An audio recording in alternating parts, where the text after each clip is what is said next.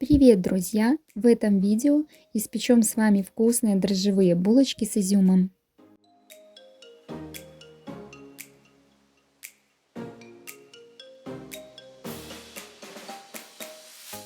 Для этого мне понадобится мягкое сливочное масло, сахар, яйцо, изюм, который я буду замачивать, ванилин, свежие дрожжи, соль, пшеничная мука высшего сорта и молоко.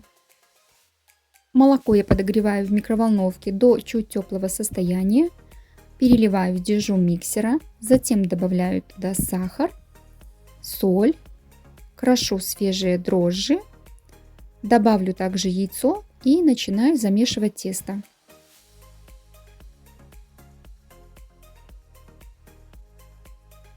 Ванилин я добавляю к муке, она у меня уже здесь просеянная. И затем, когда я вижу, что уже дрожжи начинают расходиться в молоке, начинаю постепенно добавлять муку. Когда тесто еще жидкое, миксер у меня работает на второй скорости.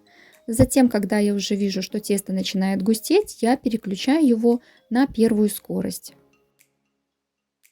Затем, когда практически все ингредиенты вмешались, я добавляю к тесту мягкое сливочное масло.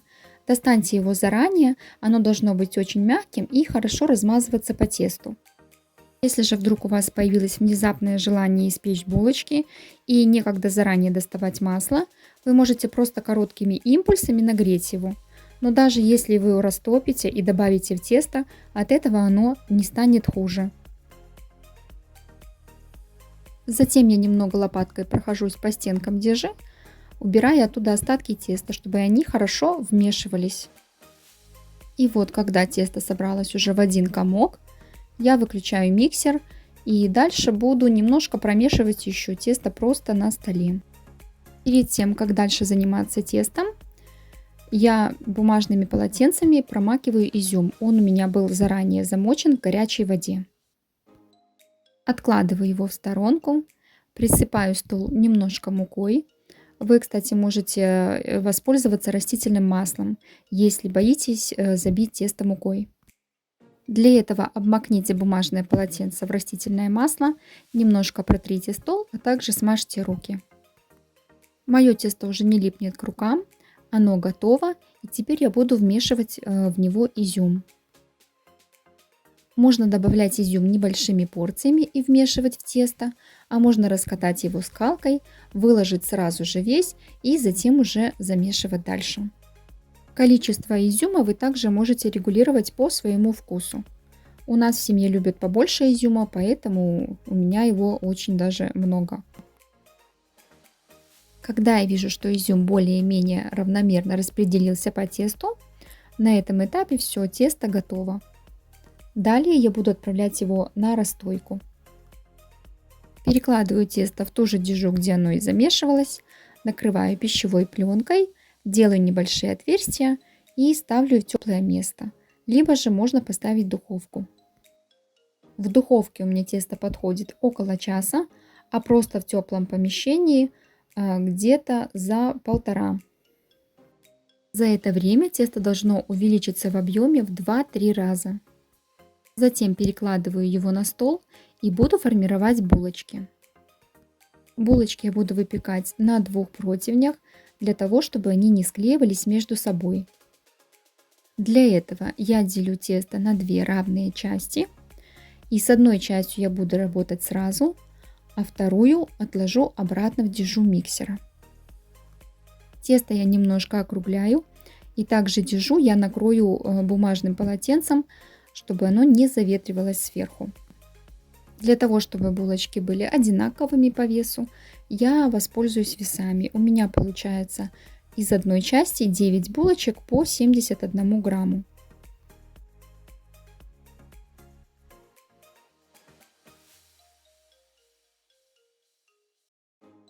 Тесто я также накрываю, чтобы оно не заветривалось. И теперь буду подкатывать немножко булочки, пока они не станут красивой круглой формы. И в руке ощущается, что тесто упругое. Чтобы булочки были более интересными, я хочу сделать их в форме цветка. Для этого я делаю 5 надрезов от центра булочки и тесто прорезаю до самого стола.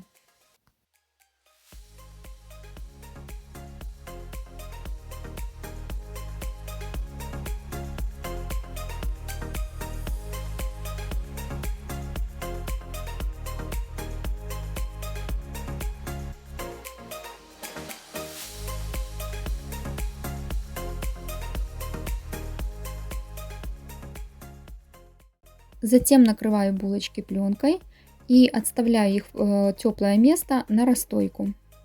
Пока первый противень с булочками на расстойке, я занимаюсь второй частью теста.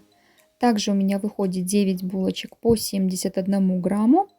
И эти булочки я буду делать просто круглыми.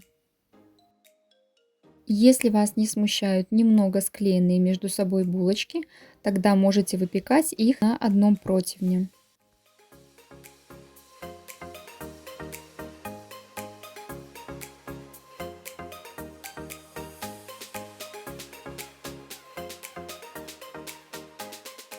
Также накрываю булочки, чтобы они не заветривались, но этот противень я уже уношу в прохладное место. За это время на первом противне булочки уже увеличились в объеме, поэтому я включаю духовку разогреваться на 175 градусов. И когда духовка нагрелась, аккуратно снимаю пленку и выпекаю булочки на среднем уровне 20 минут. Когда я поставила булочки выпекаться, второй противень я переношу в теплое помещение. И вот через 20 минут булочки готовы, полностью пропеченные. Также у них красивое донышко румяное. За это время, пока выпекалась первая партия булочек, на втором противне также уже булочки подошли и готовы к выпечке. Через 20 минут вторая партия булочек также готова. Булочки мягкие, ароматные и очень вкусные. Для того, чтобы булочки не подсыхали, можно хранить их в пакете, либо в контейнере. Также помните, что при работе с дрожжевым тестом обязательно должно быть хорошее настроение, теплое помещение и никаких сквозняков. Подписывайтесь на мой канал, нажимайте на колокольчик, чтобы не пропустить новые видео. Готовьте с удовольствием. Всем пока, до новых видео.